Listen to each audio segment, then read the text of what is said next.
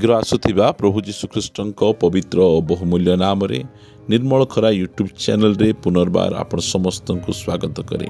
प्रिय प्रभु को लोक माने परमेश्वर प्रतिदिन आमानकु तांकर पवित्र वाक्य माध्यम रे कथावार्ता होउछंती आउ तांको वाक्य जे केते गभीर आमे जानि पारुछु। आमे जेते प्रभु को वाक्य को आमे पढुछु सुनुछु आमे वाक्यर गभीरता को बुझी पारुछु, तार शक्ति को आमे बुझी पारुछु। प्रभु पुनर्बार आज आमानकु तांको वाक्य माध्यम रे से कथा बा पाई चाहंती। आजिर प्रसंगटी ए प्रकार रखिछि, वाक्यर 7 प्रकार आशीर्वाद कहि परिबे, वाक्यर 7 प्रकार गुण, प्रभुंक वाक्यर 7 प्रकार आशीर्वाद बा प्रभुंक वाक्यर 7 प्रकार गुण। प्रथम विषय पढ़िबा माने प्रथम पीतर 2 अध्याय 3 पद लेखागला, नवजात शिशुतुल्य पारमार्थिक अमिश्रित दुग्ध पान करने को इच्छा कर, जेपरी तद्वारा परित्राणार्थे वृद्धि पाई पार। प्रिय माने इस स्थान रे वाक्यर गोटे गुरुत्वपूर्ण गुण है दुग्ध। केवल दुग्ध नुहे, अमिश्रित दुग्ध। जड़े व्यक्ति जन्मग्रहण कला, गोटे शिशु जन्मग्रहण कला, तार प्रथम रे ताकू क्षीर दरकार अछि। परमेश्वर वाक्य आम समस्त निमंते दुग्ध। दुनिया रे विभिन्न प्रकार धर्मशास्त्र रही, मात्र बाइबल होची अमिश्रित दुग्ध। एठी कौनसी प्रकार मिश्रित नहीं, प्योर परमेश्वरंकर वाक्य अटे। आ एही वाक्य गोटे विश्वासी को परित्राणार्थे बढ़ई पारिबो, परित्राण जीवन रे। सेतिपई गोटे विश्वासी परित्राण प्राप्त होला परे निरंतर ताहांकु वाक्य पढ़िबाकु पड़िबो। जदि से परित्राण रे वृद्धि पाई, जड़े शिशु जो समय जन्मग्रहण होउछि तांकर माँ बापा तांकु क्षीर पियांती, जे प्रकार की शिशु बढ़ू।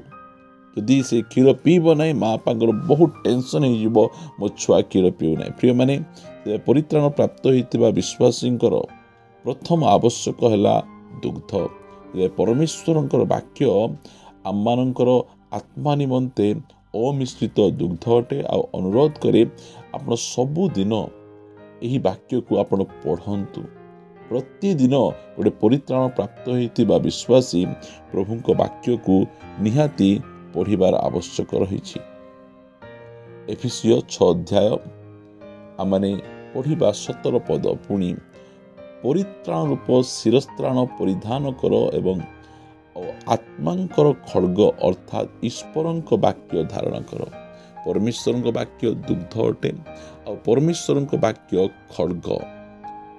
एब्रिचिटार लेखक कहती ईश्वरंकर वाक्य होची द्विधार खड्ग, एटा होची आत्मांकर खड्ग अटे। आ एही खड्ग आमको विजय प्रदान करे।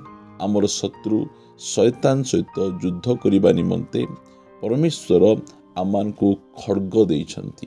ए खड्ग रूपी वाक्य बा वाक्य रूपी खड्ग आमे कहि परिबा, जहा द्वारा कि आमानकर शत्रु शैतान सहित आमानकर प्रत्येक परिस्थिति सहित आमाने युद्ध करी जय लाभ करि परिबा। जो समय रे शैतान प्रभु यीशु ख्रीष्ट को परीक्षा करिबा निमंते आसिला, सेही समय रे प्रभु यीशु ख्रीष्ट वाक्य रूपी खड्ग द्वारा शैतान को पराजय कले।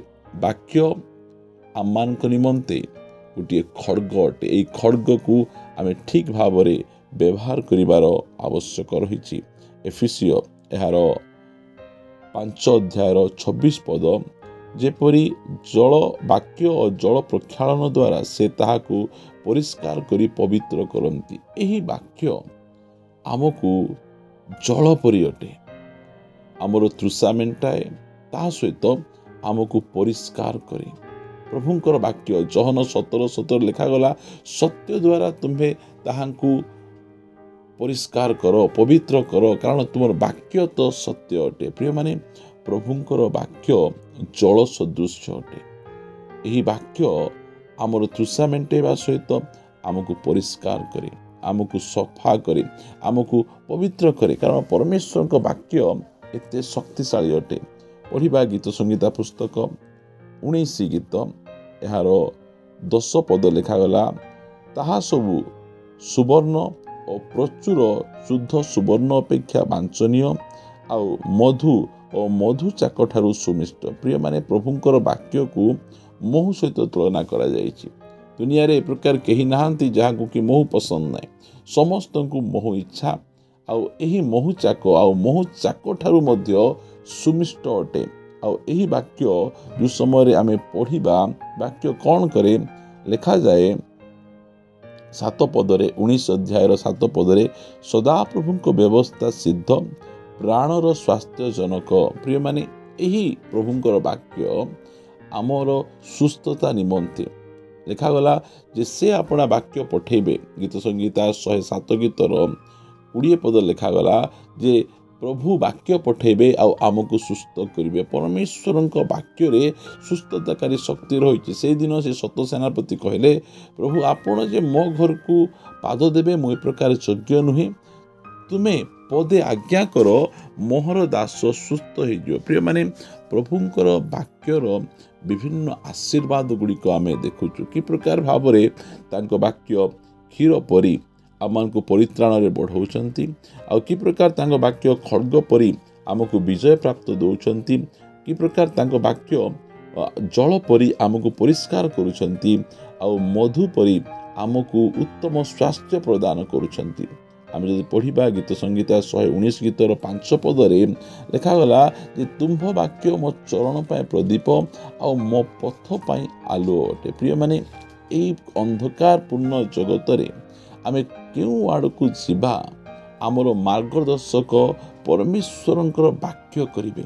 ପରମେଶ୍ୱରଙ୍କ ବାକ୍ୟ ହେଉଛି ଆଲୋକ।